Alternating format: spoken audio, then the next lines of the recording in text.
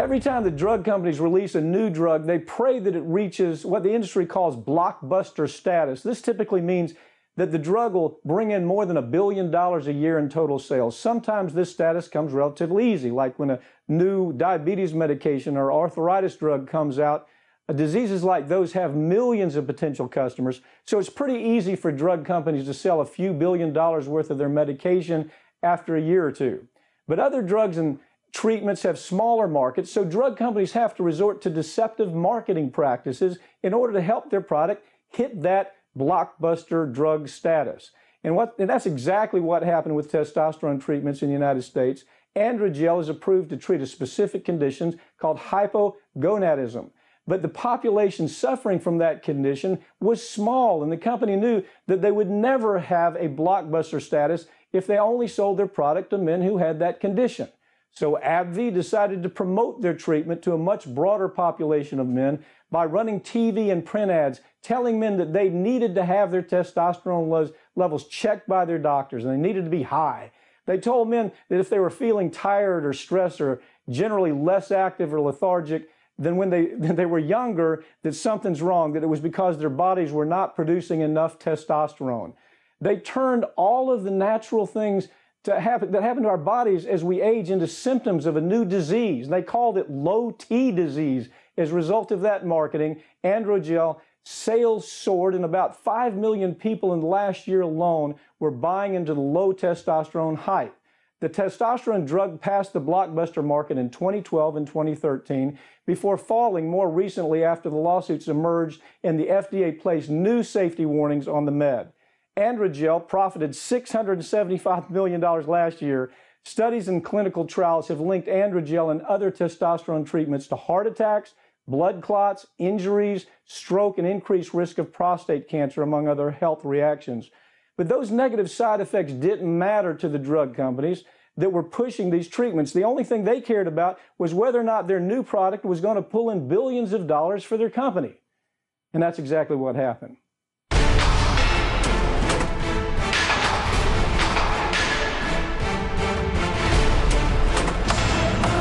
Joining me now to talk about this case is Brandon Bogle. Brandon, you were involved in the first case, what, 150 million? Correct. Second case, 140 million? Right. So both of those cases, you were one of the trial lawyers involved in that case, which leads me to the question. I mean, those are startling kinds of numbers. The jury had to be furious about it.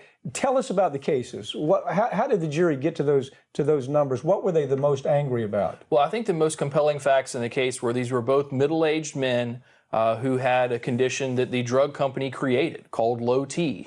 They did not have hypogonadism, which is what these drugs, Androgel and other testosterone therapies, were approved to treat. And importantly, when you have low T, you're in a group of people that the drug companies just, quite frankly, never studied. They never knew whether the drug was safe or effective in this population of men. And it turns out it was neither safe nor effective. Interestingly enough, they knew they couldn't sell enough of this drug to the normal population. I mean, this wasn't even a necessary drug. This is a drug that nobody needed except maybe a tiny, tiny part of the population. So they can't sell enough, so they invent this disease called low T, and then they go tell doctors, gee whiz, you need to start prescribing this if people have low T. Was this company aware of just how dangerous this product was? They were very aware. They were very aware of two things. Very aware, number one, that the drug was never approved to treat low T, or the symptoms of aging, which is basically what it is. As you get old, your testosterone naturally declines. And when you put on a few pounds, your testosterone naturally declines. This drug was never approved to treat those sort of issues. And importantly as well, they also knew their drug posed serious risks of heart attack, stroke, and blood clots. And they did nothing to warn the public or to study those risks. Okay, so many people have died because of this, and you're handling a good many of the cases throughout the country. Has anybody gone to jail for this? I mean, this is not just fraud. This is really, if you analyze it, it's almost an extension of a manslaughter analysis.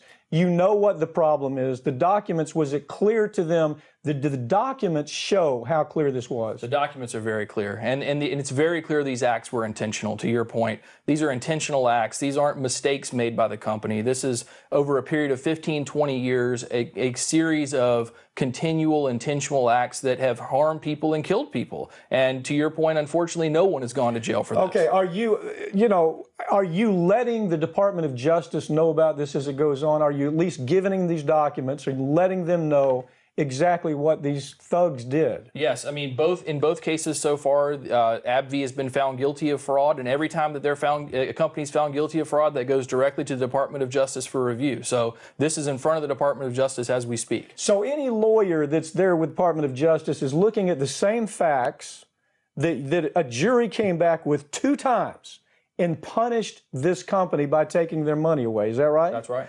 Now, what if you were to say, in trying this case, I know there are always documents that stick out and you say, wow, I can't believe they wrote that. What do you think is the most important documents in this case? Why is the jury getting so angry about their conduct? Yeah, the most important documents are those, in a series of them, that show the internal scientists at the company raising concerns about the risks of heart attack and stroke and blood clots with this drug, and then decisions made internally within the company to do nothing about that knowledge, not to pass it on. In writing, you have scientists saying, A, we know that this can kill people. Basically, that's the conclusion. That's right. And then management gets a hold of that.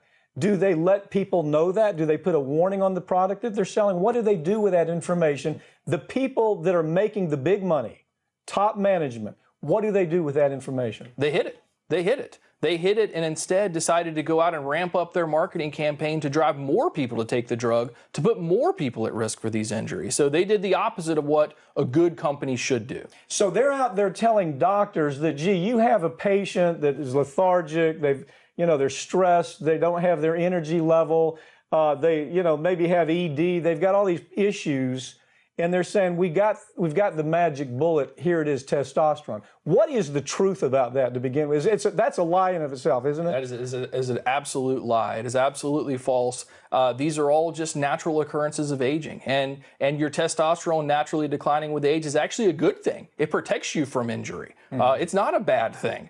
And so, yes, they flat out went out and told doctors they should be prescribing a drug that the company knew these men did not need. Well, when we talk about people dying, explain some of the ways that people die. Yeah, there's situations where people have had massive heart attacks that cause death, have very severe strokes which cause death, and even instances where you have a pulmonary embolism, a blood clot that goes to your lungs that causes death frequently. So we've seen cases all along those lines where men are dying, unfortunately, from a drug they never needed. Okay, again, it comes to the age-old story, FDA is useless. FDA is a dysfunctional, almost useless department. You could almost do away with the FDA and we'd have the same rules and regulations. We'd have the same problems out there anyway, wouldn't we? What is your take on what the FDA did here? The FDA was asleep at the wheel, unfortunately. The FDA was very slow to react to what the company was doing from a marketing perspective, and very slow to react to the emerging science showing that this drug caused heart attacks and strokes.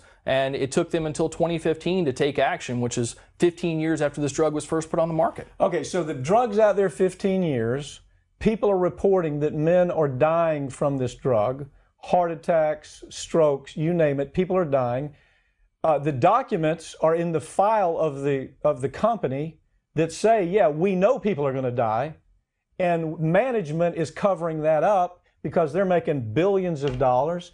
So at the end of all this, when you presented this to the jury, what was your message? I can't imagine the jury sitting there not wanting to get up and strangle the people on the other side. What was your thought? Our message was very clear. Our message was, nobody can change this but you. The FDA has not acted to change it. You know the company's not going to change it. It's incumbent upon you to tell them what they did is wrong and to send a message to make them change their behavior. Brandon, I always talk about this on this. I'm always interested in what corporate media does with a story like this.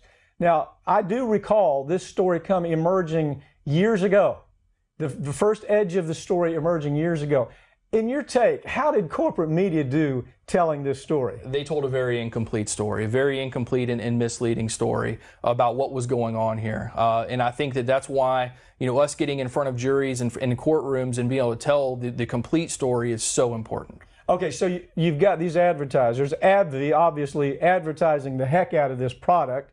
This is a gel that men rub on their body, and there's no real delivery system other than the gel. So it's not like it's controlled delivery. It can all move into the system at one time. Sometimes they use the same spot to put the gel on. It collects. Isn't this, I mean, anybody with a brain can look at this and say this is a time bomb, right? Yeah, I mean, it was pretty apparent that this was going to be a problem. And again, the company knew that. That was not hidden to the company. When are you in trial again? When are you going to hit them again? We're going back in January for another round at them. So looking forward to that opportunity. And I'm proud you're my partner, by the way. I got to disclose that.